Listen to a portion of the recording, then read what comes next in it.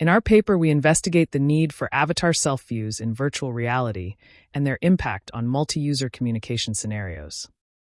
In video conferencing systems, having a self-view is a familiar and broadly employed concept that enables users to continuously monitor their appearance and impression on others. However, it is speculated that this heightened self-awareness can impact the self-perception and mental load. As personal and professional meetings progressively move to virtual spaces with 3D avatars, we explore whether self-views are a viable option in social virtual reality. For this, we designed 3 different self-view designs for multi-user VR. For our designs, we first identified design dimensions for self-views from related work and explored a variety of alternatives in a design exploration. We evaluated the VR self-views in a setup where 2 participants were seated face-to-face at the same physical table. In the virtual environment, the physical table was aligned with a virtual table placed in the middle of a living room, where the participants experienced the following self-view designs. Remote perspective view. This self-view is anchored to the remote user and inspired by the gallery view of most video conferencing solutions. Here, the local self-representation is captured from the perspective of the remote user and displayed on a screen-like surface next to the remote avatar's head. Personal mirror. This self-view is anchored to the local user.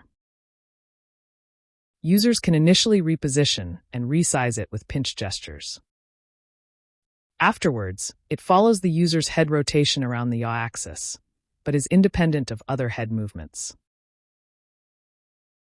Miniature avatar. This self-view is a scaled-down version of the user's own 3D avatar, mirroring their body movements and facial expressions in real time. Initially, it can also be repositioned and resized with pinch gestures. However, after being placed, it is world-anchored and does not follow the user. We conducted a study with 32 participants in 16 dyads across 2 locations, comparing the 3 types of VR self-views to a baseline with no additional self-view. We utilized the Meta Quest Pro head-mounted display and the Meta avatars, which were customized individually by each participant. The participants played 2 variants of a word-guessing game. In every condition, every participant assumes the roles of an explainer, actor, and guesser. The explainer verbally explains a word without naming it, and the guesser has to guess it.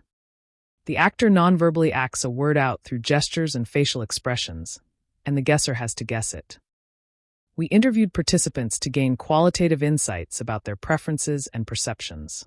Additionally, we inquired about their perceived usefulness of the self-view, mental load, task difficulty, self-assurance, feelings of presence, and perceived attention allocation. We also recorded the participants' eye gaze. Our main findings include: users prefer having a self-view in VR, especially during gesture-focused tasks, where they mostly use their self-view to verify if they appear as intended to the other person. This includes monitoring the tracking components to verify that a specific movement or expression is being tracked and conveyed correctly. Especially the miniature avatar was ranked most preferably by most participants. It was also found to be significantly more helpful than having no self-view. The personal mirror was the least preferred self-view and was perceived as distracting due to its anchoring to the local user. The remote perspective view was described as convenient and non-obtrusive, but also distracted from the conversation partner the most. There is no indication for an impact of VR self-views on self-perception and mental load.